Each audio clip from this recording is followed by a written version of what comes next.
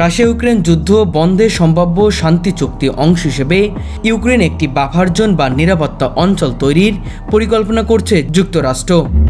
ওই অঞ্চলের রক্ষণাবেক্ষণে মার্কিন নেতৃত্বাধীন উদ্যোগে সেনা পাঠাতে পারে ন্যাটোর বাইরে কিছু দেশ, যার মধ্যে বাংলাদেশ ও সৌদি আরবের সেনা পাঠানোর বিষয়টি বিবেচনায় রয়েছে।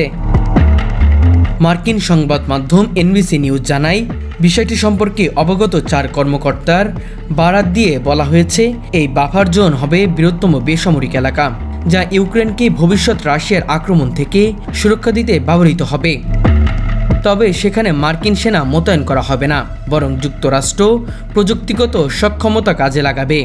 ড্রোন, স্যাটেলাইট ও অন্যান্য গোয়েন্দা কার্যক্রমের মাধ্যমে অঞ্চলটি রক্ষণাবেক্ষণের দায়িত্ব নেবে। এদিকে প্রতিবেদনে আরও বলা হয়, রাশিয়া ইউক্রেন যুদ্ধ শেষ হবে বলে এখন আর আশাবাদী নন প্রেসিডেন্ট ডোনাল্ড ট্রাম্প। রাশিয়ার প্রেসিডেন্ট ভ্লাদিমির পুতিন ও ইউক্রেনের প্রেসিডেন্ট জেলেনস্কির মধ্যে প্রত্যেক বৈঠকের সম্ভাবনাও খুব তীক্ষ্ণ বলে মনে করছেন তিনি। গত মাসে আলাস্কায় ট্রাম্প পুতিন বৈঠক হলেও যুদ্ধবিরতির জন্য রাশিয়ার শর্তগুলো শিথিল হওয়ার কোনো ইঙ্গিত মেলেনি। বিশেষজ্ঞরা বলছেন, বাংলাদেশ যদি এই মিশনে অংশ নেয় তবে এটি হবে জাতিসংঘ শান্তিরক্ষা কার্যক্রমের বাইরের দেশের প্রথম বড় কোনো আন্তর্জাতিক সামরিক অংশ, যা কূটনৈতিকভাবে বড় গুরুত্ব বহন করতে পারে।